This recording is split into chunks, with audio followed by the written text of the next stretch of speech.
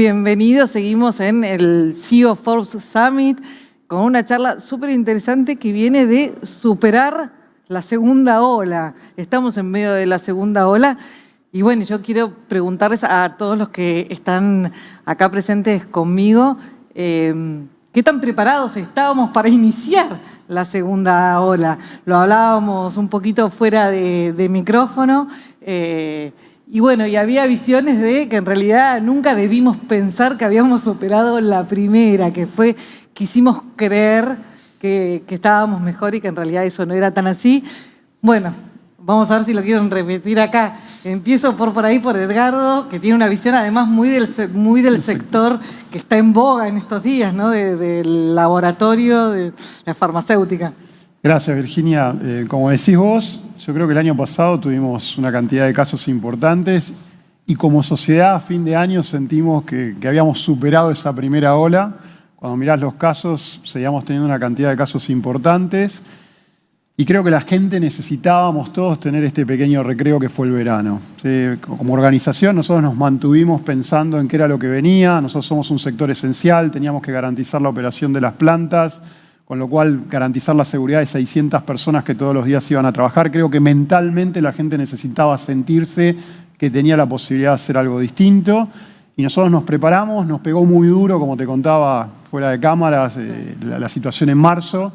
Nosotros tenemos las plantas en La Plata, 2 de ellas, y en La Plata hubo como un brote muy importante y en algún momento tuvimos casi a 50 colegas apartados de lo que era todo el proceso productivo. Creo que ese recreo que tuvimos en el verano, mentalmente por lo menos, nos preparó como para aguantar lo que estamos pasando durante este año, volver a reforzar todas las medidas de seguridad, trabajar en la seguridad de toda la gente, ¿no es cierto? Para nosotros fue muy importante, entendiendo que el sistema sanitario en La Plata en esos días estuvo bastante saturado. Si bien está cerca de la ciudad de Buenos Aires, tuvimos algunas situaciones de estrés, con algunos familiares directos por ahí de empleados, donde tenés que preocupar de todo el conjunto de la gente en esa situación. O sea, en algún punto vos sentís que ese recreo sirvió para recargar pilas. Vos estás en un área mucho más blanda, mucho más asociada por ahí a cierto bienestar emocional y mental para ser productivo. Y por ahí estas condiciones no son precisamente las ideales para producir mejor. Es raro porque en el caso nuestro, digamos que trabajamos, somos una agencia de publicidad, digamos, lo social es como muy importante. Hoy, si bien tenemos la suerte quizás de ser una industria que puede estar 100% operativa todo el tiempo y no tener que estar en la agencia, ¿sí? Yo creo que lo podemos hacer porque hace 2000 años nos abrazamos y nos damos la mano, ¿sí? Sí. Eso es como lo que nos mantiene. Y coincido que si bien creo que todo el mundo sabía que venía una segunda ola, mirábamos un poquito para el costado porque ese recreo, en nuestro caso, muy mental, ¿sí? Como muy mental, es lo que permite hoy seguir trabajando, seguir empujando, seguir estando optimista después de haber tenido, digamos, como esos 2 meses y medio que era como, bueno, parece como que pasamos la primera ola, no sé cuándo va a venir segunda. Obviamente la segunda tuvo, como les decía antes fuera de cámara, tuvo un primer, otra vez lo mismo, pero bueno, hoy ya estamos... Hubo un masazo sí, cuando en marzo vimos que había que cerrar, que no sabíamos hasta cuándo. ¿Cómo? La verdad que sí, sobre todo, yo creo que tuvo mucho que ver la incertidumbre de la fecha, que si es una semana, va a ser una semana, no va a ser una semana, bueno, no, entonces digo, desde ese lado mucha incertidumbre. Lo que nos quedó del año pasado. Por suerte estamos bien, todo está funcionando. También, como decía Edgardo, el tema de muchas veces el estrés, ¿no? El estar todo el tiempo encerrado. El tema social de no salir, no ir al cine, no ir al teatro, son todas cosas importantes. Vos sabés que cuando decís que, bueno, por suerte nosotros estamos operando normalmente porque no necesitamos, en definitiva, con la creatividad de la computadora, ya estamos, una persona... No... Y sin embargo, el lugar común, el prejuicio que uno tiene de una agencia de publicidad es un equipo creativo, fumando habano, tomando un vino, craneando ideas locas, o un ejecutivo rosqueando todo el día para conseguir clientes, pero presencial, siempre con mucho contacto, con mucho ida y vuelta interpersonal. Me sorprende muchísimo esto que decís de cómo cambió el negocio. Esa imagen que tenés vos, los CFOs de las compañías se encargaron de que no pase más. De bajarla de un ondazo. Muy bien. Pero digamos, sí, es importante el contacto social, por eso, más allá de hacerlo en alguna pantalla, y hay espacios, hay burbujas, hay momentos como de encuentro, pero nada es igual de cuando sos 200 personas en 4 pisos, te cruzás, hay intercomunicación cruzada permanentemente, digo, cosas que están estudiadas, de cruzar áreas que son muy cercanas, ponerlas en lugares opuestos del edificio para que se crucen con todos los demás, digamos, está estudiado. Entonces, esas cosas faltan. Después te quiero preguntar, pero para dentro de un ratito, ¿cómo aconsejar a los clientes? ¿Qué es lo que vos ves en tus clientes? ¿Y qué es lo que tienen que resguardar de la imagen? ¿Cómo adaptarse a los nuevos tiempos? Me imagino que eso debe ser bastante un desafío hacia afuera y probablemente también hacia adentro. Ahora tenemos un caso muy especial. El de Sebastián es un caso de una empresa particularmente que nació en plena pandemia. O sea, eso seguro que no estaba previsto. La segunda ola por ahí la veías venir, pero No. un plan de negocio que contemplara la pandemia... Definitivamente no. Lanzamos, como vos bien decís, el 20 de agosto. Teníamos previsto salir un poquito antes, Sí. pero la incertidumbre nos llevó a... ¿Qué tipo de incertidumbre? Y la incertidumbre... Financiera. Cuando arrancamos marzo, que no sabías de qué se trataba. Ah, la incertidumbre Sí. del brote. La Perfecto. verdad que el brote original nos puso sobre la mesa un montón de preguntas que antes no nos planteábamos. A ver, ¿tenemos capacidad para operar 100% remoto? ¿Cómo tenemos que cuidar la salud de todos los que trabajan en Banco del Sol? ¿Cómo tenemos que adaptar los puestos de trabajo para que puedan rendir como si estuviesen en la oficina, pero estando normalmente en su domicilio? ¿Cómo liderás a distancia sin ser distante? O sea, fueron un montón de preguntas que nos fuimos haciendo en los primeros meses de vida de esta pandemia. El proyecto seguía adelante, bueno, y por supuesto las preguntas de qué va a pasar en el mercado, la demanda No, claro. va a estar, no va a estar. Bueno, de ahí tuviste una respuesta espectacular, quiero Tuvimos una creer, con el respuesta avance de la espectacular. digitalización que hubo de todo el sistema. Sí, nos ayudó muchísimo porque francamente un montón de personas que quizás antes no usaban el celular para nada, bueno, la pandemia los llevó a que tengan que resolver un montón de cosas de su vida diaria usando la tecnología. Entonces, nosotros creo que nos beneficiamos muchísimo ahí. Sí, hubo un acelerado derrumbe de prejuicios, miedos, la necesidad tiene cara de hereje, Sí, sí, dice. desde conseguir comida a, bueno, operar un banco. Sí, sí. Entonces, el espectro de oportunidades para la diaria de cualquier familia a través del celular se incrementó muchísimo. Con lo cual, en tu caso, más que por ahí en cualquier otro, la primera y la segunda ola es parte más o menos de lo mismo, el reflejo estaba muy a flor de piel de cómo nunca habías operado en no pandemia, en definitiva. No, nosotros sí sabemos operar en pandemia, te diría. Claro, podemos Sí, no, un atributo. y la otra gran realidad es que, y esto para cualquiera que esté en un proyecto que al final del día es una startup, no tenés tiempo de pensar en otra cosa que en cómo resolvés el millón de temas que tenés que ocuparte para sacar adelante el proyecto inicialmente, arrancar a operar en el mercado y empezar a ver, bueno, qué significa estar operando y todas las cosas que tenés que readaptar de lo que pensaste que podía funcionar y eventualmente no te funcionaron, más todos los productos y servicios que querés seguir incorporando para mejorar la prestación de lo que lanzaste. Sí, claro, de eso también les idea charlar un poco, cómo mantener el norte, cómo mantener el rumbo, cómo eventualmente si hay que cambiarlo, no desviarse demasiado. Pero antes de avanzar en todo eso, le quiero dar la bienvenida a Gabriela. Y una envidia te tenemos que transmitir todos los que estamos acá, y no solo yo, por ese bronceado que se te ve. Seguro que... Uy, ¿se le escucha bien a Gabriela? ¿Me escucha? Sí, perfecto. Sí, qué susto me di. Un bronceado espectacular. Vos lo vas a ver desde... No sé dónde estás, pero de donde estás seguro que lo ves todo un poco mejor, ¿o no? Primero, hola Virginia, gracias por la invitación y hola a todos, pero sí, la verdad me tocó, estoy de Estados Unidos, la realidad es bien diferente y esto que preguntabas, Virginia, ¿no? Quizás nosotros como Visa el ser una empresa global y poder ir viendo lo que pasaba en los países del hemisferio norte ayudó a prepararse para esa segunda ola, yo te diría, en 2 dimensiones, ¿no? Uno es el trabajo con el equipo, lo que mencionaban recién, había que mantener. Tuvimos un verano y esas expectativas de que, bueno, las cosas van a mejorar, pero vos viste, o no habíamos visto el hemisferio norte, que durante el invierno se les vino la segunda ola y había sido duro. Nosotros estamos trabajando 100% remoto y había que mantener la motivación de la gente, ¿no? Y el norte, como vos bien mencionabas. Por el lado del negocio, o sea, una fuerte transformación digital, que para nosotros era un objetivo desde el día 1 en el país. pero que se aceleró con la pandemia. Entonces te diría que desde el negocio per se no hubo una gran sorpresa con la segunda ola. Había que seguir trabajando en esa transformación digital que se estaba dando, esa adopción de la tecnología que la gente estaba teniendo en sus vidas, donde mucho pasaba por el teléfono, un fuerte crecimiento del e-commerce, evitar el contacto en el punto de venta, porque por un lado hay mucha más conciencia del tema salud y de evitar el uso del efectivo, y ha habido ahí un progreso que es importante, digamos, para nuestro país, pero también la aparición de nuevas formas de pago, ¿no? A través del celular, con códigos QR, con tecnología contactless, el crecimiento ha sido muy, muy fuerte. Entonces, ya desde un primer momento preparamos, digamos, nuestros equipos y nuestros negocios para eso que nosotros esperábamos en 2, 3, 5 años quizás, que se estaba dando en ese 2020, y sabíamos que se tenía y debíamos ayudar a acelerar en este año. Pero bueno, creo que ha sido un desafío y lo sigue siendo como líderes, mantener, ¿no?, ese norte y esa motivación siempre en los equipos, ¿no?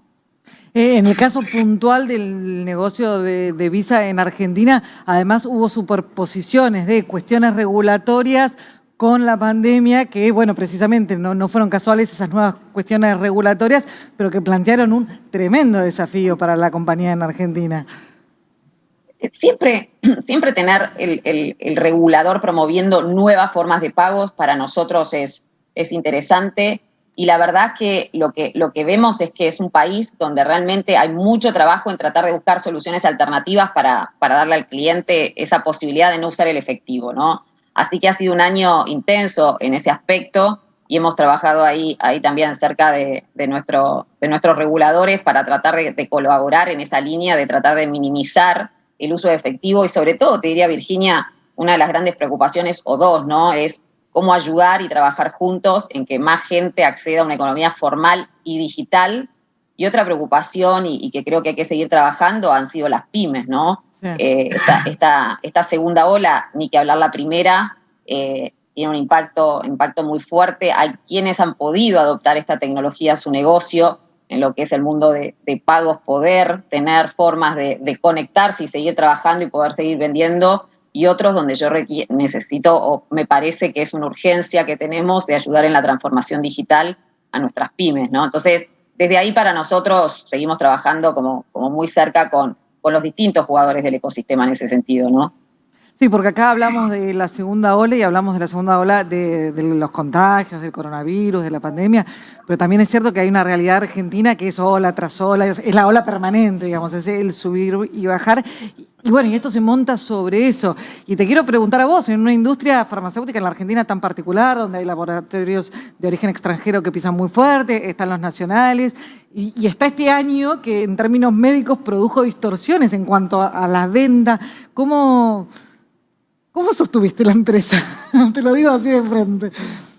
Tenemos la suerte de estar en un sector que por lo menos tuvo continuidad, ¿sí? Yo hay veces que hablas con otra gente y hay modelos de negocios que desaparecieron, el nuestro sigue estando presente, ¿no es cierto? Y creo que eso por lo menos no nos generó un interrogante más. Podríamos seguir diciendo que la gente igual se sigue enfermando más allá de... Bueno, la gente padece algunas situaciones que no permiten gozar de un estado de plenitud de salud, y nosotros estamos ahí para ayudarla, ¿no es cierto? Porque decir que la gente se enferma y que nosotros somos parte de ese proceso, de alguna manera, quizás no sea lo mejor, pero lo que te digo es, lo primero es, estaba la gente, necesita, sobre todo imaginémonos un abuelo o alguien que tenía un medicamento que de pronto no puede ir a la farmacia, no puede visitar a su doctor, tiene miedo porque es hipertenso, puede ser un paciente diabético. Bueno, ¿cómo le garantizabas a esa persona que iba a seguir teniendo una prestación médica?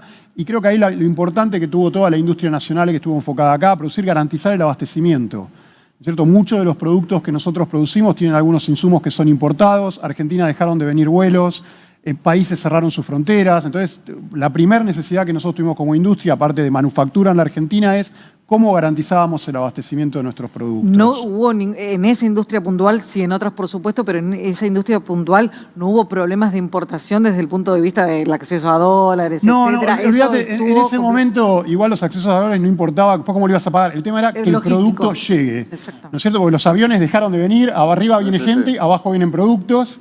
Dejaron de venir aviones, dejábamos de tener vuelos con la India, con China, se cerraron los principales mercados proveedores. Y bueno, ¿cómo hacíamos para que los productos lleguen?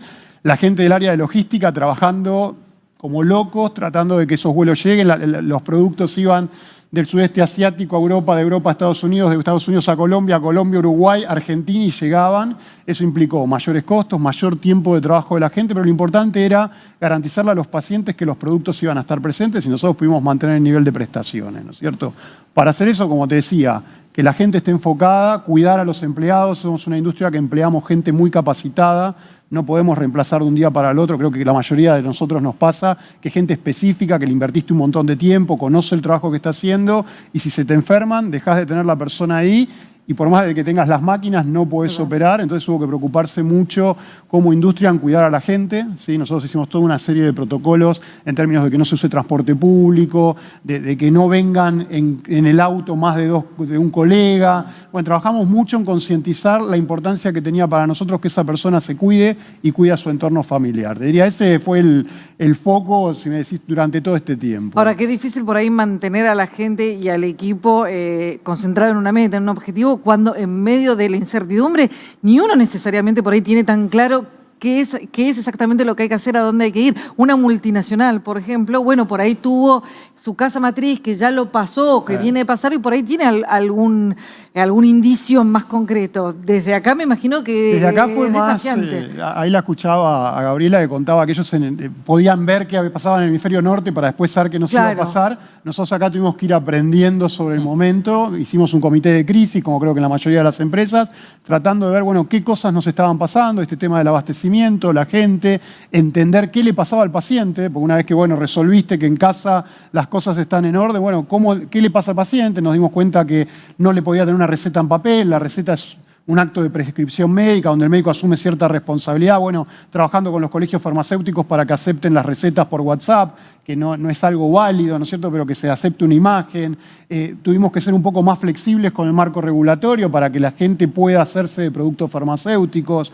Bueno, tuvimos que como cadena estar pendiente de qué era lo que le estaba pasando a ese paciente, a ese abuelo, a una persona que tenía la preocupación propia de que no se siente bien y que no puede acceder a la salud, que eso genera mucha frustración, te deprime el entorno familiar. Imagínate que había pacientes que estaban transitando alguna enfermedad un poco más compleja, alguna enfermedad terminal, y de pronto no pueden asistir al centro médico de salud, los turnos se ven relegados, los análisis que tiene que hacerse quizás los tengan que dilatar mucho más en el tiempo. Bueno, como compañía, ¿cómo podemos estar cerca, no es cierto? Nosotros lanzamos algunos productos tratando de mejorar el sistema de defensa, tratando de trabajar sobre lo que es todo el concepto de relajación, de alimentación saludable. Una de las primeras cosas que vimos, todos en casa nos pusimos a cocinar y la balanza empezaba a mostrar más kilos. Bueno, a ver, cuidemos también el tema salud, no es nada más que un medicamento, es un conjunto de cosas que les pasan a las personas. Bueno, cómo el laboratorio podía acompañar ese proceso. Me encanta cómo me competís en la velocidad para hablar. Está buenísimo porque está buenísimo, metés muchísima información. Yo lo que te quiero preguntar a vos, Max, es tu mirada más ajena. ¿Qué ves de las empresas? ¿Qué viste durante el año pasado? ¿Qué tan desorientadas o qué tan convencidas las viste? Muchas grandes compañías por ahí cambiaron el eje de su comunicación, de sus campañas, tal vez no tanto hacia afuera, hacia el consumidor, sino también hacia su red de proveedores o su red de comercialización. Operaron en varios ejes que antes por ahí no venían operando. ¿Y qué lecciones ves que aprendieron? Sí, yo creo que, como decía Gabriela, nosotros también estamos como muy conectados.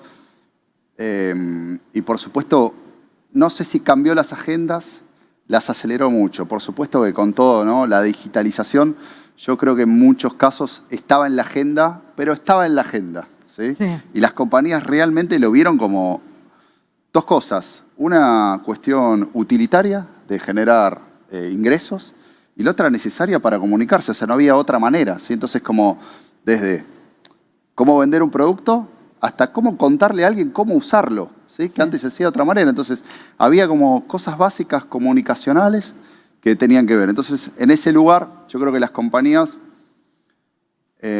fueron como aprendiendo, ¿sí?, a qué tenían que hacer, qué no tenían que hacer, pero sobre todo creo que hubo como una revisión de cuál es el propósito por la cual la compañía, ¿sí?, estaba en el mundo o estaba en este lugar. Y creo una discusión que ya venían teniendo. Sí, pero ya venía, pero para mí pasó, digamos, hoy más que nunca, creo que esto que se dice, bueno, pasaron del storytelling al story doing, es real, digamos. No importa para quién, pero hoy tenés como qué hacer, ¿sí?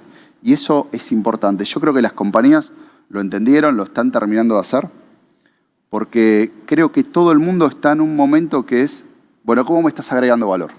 ¿Sí? ¿De qué manera me estás agregando valor? Y agregar valor puede tener que ver con algo realmente muy grande o muy complejo, o cómo me acerco a determinado usuario de otra manera que antes lo conectaba de otra forma. Entonces digo, mira qué fácil esto, o qué interesante cómo vino esto. Entonces, desde ese lado creo que las compañías se estuvieron como repensando, digamos, todo el tiempo, nosotros ayudando desde nuestro lugar, tecnológicamente, digitalmente, para estar a la altura, poniendo, digamos, un montón de cuestiones que antes no se hacían a disposición y, por supuesto, igual que las compañías, implementando con una velocidad que no estaba como planeada, ¿no? Digamos, el engagement, el 1 a 1, lo que es un journey de un consumidor cambió completamente. Digamos, o sea, no, el journey era como, bueno, un escritorio, una casa, ¿sí? Entonces, desde ese lado hubo todo un replanteo. Sí es importante que las compañías, para mí, revieron su propósito, y creo que las que mejor lo están haciendo es lo que para afuera y para adentro están contando orgánicamente lo que son. ¿Sí? Yo creo que hoy el consumidor, la gente, los usuarios, no te da espacio a no contar algo que no sos. Se nota muy fácil, quedas muy expuesto como compañía. Sebastián, no te voy a preguntar a vos por los replanteos, cómo repensar la compañía, la acaban de pensar, no la van a ya repensar, pero sí me gustaría que me contestes qué de lo que aprendieron el año pasado ya es una máxima que se va a sostener, o por lo menos se va a sostener por los próximos años, y qué cambiaste, qué sí tuviste que cambiar o qué crees que vas a tener que cambiar para el segundo año de vida. Sí, a ver, del origen te diría que igual tuvimos que cambiar algo, porque el contexto, la verdad, nos agarró con una pandemia en marcha y un impacto en la economía de esta pandemia. Entonces, nuestra decisión inicial fue, poniéndonos en la cabeza del cliente, le quiero dar una prestación que no tenga costos, que fue una decisión. Hoy vos sos cliente de Banco del Sol, no claro, pagás. en definitiva tuviste un cliente muy distinto al que te habías imaginado que ibas a tener, porque la necesidad le cambió completamente, como nos cambió a todos. Sí, totalmente. Entonces, lo que pusimos a disposición de los clientes fue, bueno, un banco que no te cuesta plata, al contrario, te hace ganar plata a través de la caja de ahorro que te paga una tasa de interés. Y eso fue algo que lo fuimos mutando muy rápidamente a medida que iba avanzando la pandemia y empezábamos a ver cuál era el efecto de la pandemia en la economía y en los bolsillos de nuestros potenciales clientes. Y te diría hoy que esa propuesta de valor para mí pasó a ser estructural. No es que ahora no le vas a poder sacar un mango más. No, pero no es que no voy a poder, no voy a querer, porque la verdad me funcionó bien, creo que estamos ofreciendo algo que es diferencial. Y entonces es algo que lo adoptamos para siempre. Y lo otro es que es un poco más puertas adentro, es, bueno, ¿cuál va a ser nuestra forma de trabajo futuro? Si me preguntabas antes del 20 de marzo, o unos días antes del 20 de marzo, respecto del trabajo remoto o el trabajo físico, todos juntos, yo soy de los que me gusta estar con el equipo permanentemente. ¿Te gusta la agencia de publicidad? La verdad, sí, disfruto mucho y me parece que, y como cultura del banco que estamos construyendo, era uno de los pilares, la presencialidad, el contacto entre todos, y tuvimos que aprender cómo logramos eso a la distancia. A futuro, ¿qué es lo que veo? Seguramente va a ser un híbrido, parte del trabajo físico, parte del trabajo remoto, y es algo que también a priori pensábamos que no, y hoy es algo que lo hemos adoptado, aunque no tenemos todavía la receta del cómo lo vamos a hacer. ¿Cómo lo vamos a implementar? Eso fue algo muy loco, ¿no? Hacia fines del año pasado había empresas, grandes compañías que dijeron, bueno, empiecen a volver, algo que duró poco y nada. Realmente por ahí nos escapamos un poco de lo que estábamos viviendo, no quisimos ver todo. Gaby, vos habías mencionado en un momento cuando charlaste las pymes y la situación de las pymes y el acompañamiento que se le hacía en todos los procesos de tecnología, pero más allá de la digitalización, las pymes están viviendo momentos duros en términos económicos. ¿Qué es lo que ves de tus clientes y cómo están pasando la segunda ola?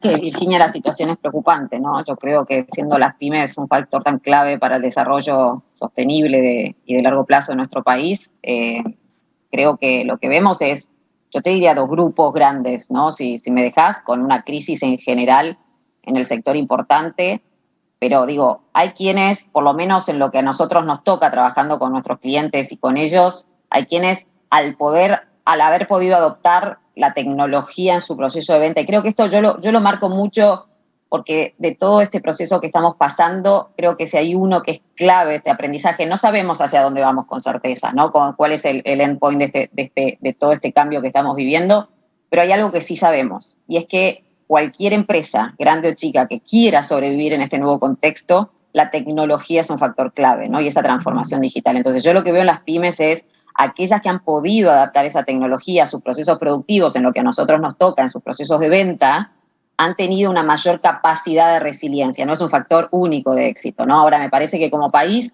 nos toca seguir trabajando, Virginia, en todo lo que es el acceso al crédito, el tener programas que los ayuden con esto, en revisar la estructura impositiva de nuestras pymes y poner los incentivos correctos para que realmente puedan salir adelante. Entonces, nosotros desde nuestro lugar lo que trabajamos mucho, insisto, es en poder ayudarlas con nuestros partners a que tengan tecnologías que les permitan vender, sobre todo en lo que es el mundo e-commerce, que el cliente, como mencionaba Sebastián hace un rato, fuertemente adoptó ante la situación de confinamiento, y las pymes no estaban preparadas ni para vender online ni para vender por redes sociales, y muchas de ellas pudieron adaptarse y hacerlo o a integrarse temas deliveries a sus propios procesos de venta. Y por otro lado, también trabajando con muchos de los retailers, grandes retailers del mercado, en ver cómo lo llevamos a nuevas tecnologías, que son las que elige el consumidor, ¿no? Y el consumidor, cuando vos lo parás, dice, yo quiero pagar de forma fácil, de forma conveniente, de forma segura, de forma rápida, y sobre todo de forma segura, ¿no? Y ese es otro tema que también hay que trabajar mucho con este grupo de empresas, con las pymes y con las empresas grandes en general, el tema de la seguridad. Pero Sí, vuelvo al también punto. con el usuario final. La verdad que todo el tema de seguridad en plena pandemia hubo no diría un bache, hubo un gran advertencia, porque bueno, nada, al usarse más ha habido también mayores inconvenientes. Yo creo que ahí hay mucho todavía por trabajar y educar. Creo que como marca para nosotros la seguridad siempre es un pilar que defendemos. Entonces, siempre que surgen estas nuevas formas de pago, siempre nosotros nos plantamos desde este lugar. O sea, es bueno crear nuevas formas de pagos, es bueno crear formas convenientes y rápidas, pero siempre hay que tener en cuenta el pilar seguridad, y en estos contextos todavía es un espacio donde hay que seguir trabajando y particularmente con todo el tema de la ciberseguridad, ¿no? Pero insisto ahí, Virginia, me parece que la transformación digital de la pyme es un factor fundamental que como país tenemos que trabajar si queremos que este sector se reactive y realmente como país, siendo quien son las pymes en nuestro país, podamos hablar de un crecimiento sostenido y a largo plazo, ¿no? Pero hay que buscar la reactivación y hay que trabajar desde los diferentes sectores para apoyar este sector, ¿no? Para ir cerrando este panel, a todos les voy a hacer una pregunta ligeramente personal. Gabriela, ¿cuánto hace que estás en Visa al frente de la empresa? 3 años, ¿Cuánto? desde que abrimos en Argentina. 3 años. 3 años. ¿Cuál crees, habiendo pasado la mitad de ese tiempo prácticamente en pandemia, cuál crees que es la habilidad que adquiriste, o que por ahí todavía te falta un poquito, pero cuál es la habilidad aquella que ahora es sine qua non, una habilidad que todo CEO tiene que tener para superar? Qué buena pregunta, Virginia. Yo creo que hay varias, ¿no? Mirá, yo sin duda creo que la más importante, y siempre consideré que esto es importante en cualquier líder y particularmente en un CEO, es su rol humano, ¿sí? Recién Maxi me hablaba de propósito y yo comparto plenamente como empresa. Nosotros tenemos que tener muy claros cómo nuestras decisiones impactan en nuestros equipos, en nuestros clientes, en nuestra comunidad. Me parece que tenemos que tener, y más que nunca, esa empatía para entender lo que le está pasando al otro. Tenemos que, creo que es algo que para mí es fundamental. O sea, podemos hablar de que tenemos que ser innovadores, que tenemos que ser tecnológicos, que tenemos que mirar el futuro, tenemos que ser humanos, ¿sí? Creo que hay más que nunca, y empáticos, y escuchar, y dialogar, y estar cerca, ¿sí? Estamos pasando por un momento único en nuestra historia, para mí, como humanidad y como líderes, y nos toca más que nunca, ser empáticos, entender qué le está pasando al otro para poder tomar mejores decisiones, ¿no? Y tener muy claro ese rol que tenemos hoy como CEOs de empresas multinacionales, nacionales, grandes, chicas, y cómo impactan esa decisión en nuestro entorno, en el ecosistema y en nuestro propio planeta. Entonces yo creo que más que nunca es esta empatía con el otro, ¿no? Edgardo, me imagino que eso de estar pendiente de qué le pasa al otro es bastante difícil porque hay muchos otros. Tenés el cliente, tenés el empleado, tenés el equipo, tenés el accionista, y a todos les pasan cosas distintas, ¿no? Entonces, viste, dejarlos contentos a todos, me imagino que para un CEO está complicado. Difícil, volviendo un poco a lo que recién comentaba Gabriela. Yo no sé si es una capacidad, pero sí lo que la pandemia nos planteó es, como líderes de la organización, antropológicamente, viste, te ven en la cúspide del lugar. No, esperan que lideres. Sí, y creo que lo que nos permitió, por lo menos a mí, es humanizarte, ¿no es cierto? Porque estoy desde mi casa, suena el timbre, ladra el perro, mi hija se asoma en una reunión por Meet y te dice, papá, ¿con quién estás hablando? ¿Viste? De pronto te convertiste muy claramente en una persona más integrada dentro de la organización, que tiene las mismas dificultades, pasa por los mismos procesos que pasan todos los empleados, ¿no es cierto? Por ahí hay un espacio más grande, un espacio más chico, pero bueno, pasa todo lo que pasa en una casa. Y creo que esta posibilidad que nos permitió la virtualidad, de pronto te humanizó un montón. Y te acercó, mirá qué te loco. acercó, escuchaba a mi compañera anterior que decía, en la distancia nos pusimos más cerca, pero no solo te acercó, te hizo mucho más cercano en el día a día. Y eso creo que para nosotros nos dio una posibilidad de meterme adentro de las casas. Me ha pasado, yo sigo organizando desayunos con la gente que entra, y me pasó en uno que estaba la persona y estaba desde el dormitorio, porque bueno, cada uno tuvo que adaptarse a la realidad, y la señora estaba en la cama al lado y tuvo que comerse todo el desayuno tapada, ¿no es cierto? Entonces vos decís, bueno, qué locura esto que hay una persona, mirá, dejá tranquilo, ¿no? A ver, suena el timbre, están tus hijos, es lo que pasa en el día a día.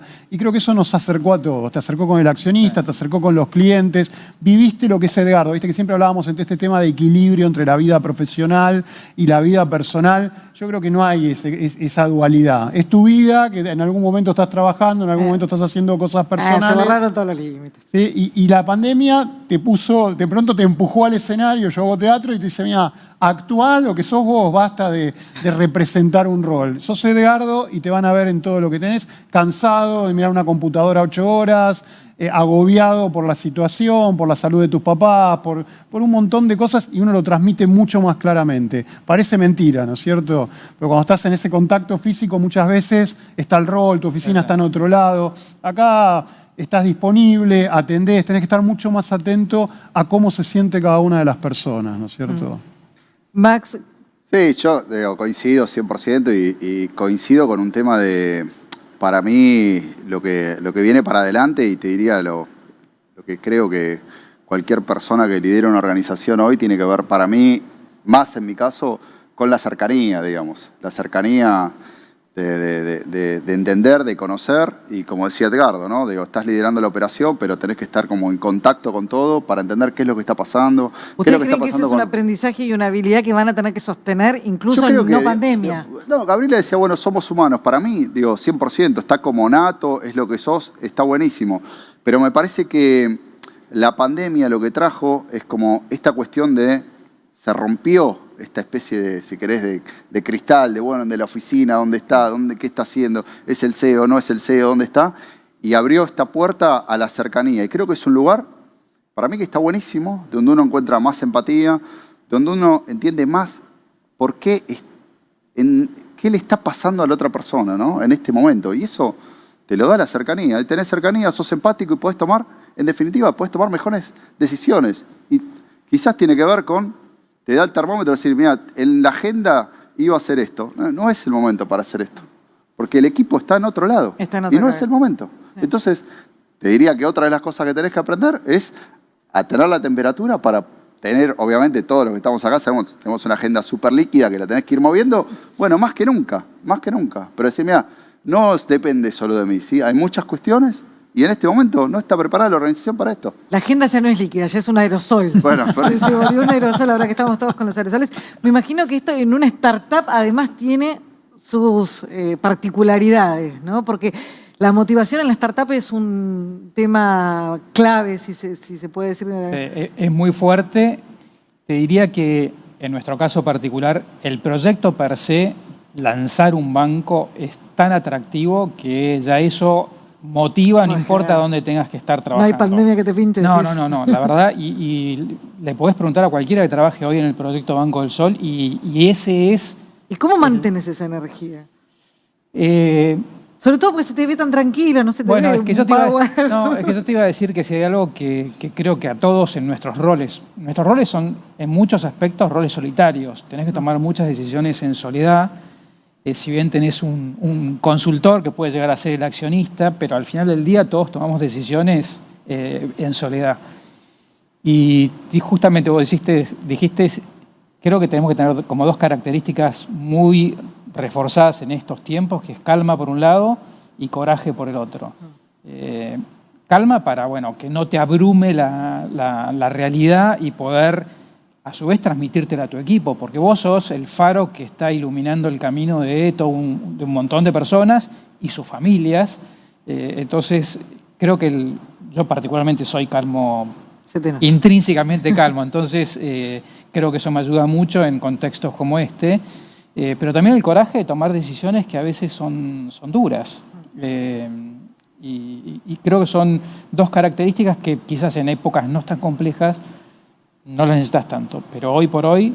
Templanza, lo podríamos sí, sintetizar. sí, La te diría que templanza. sí, sí.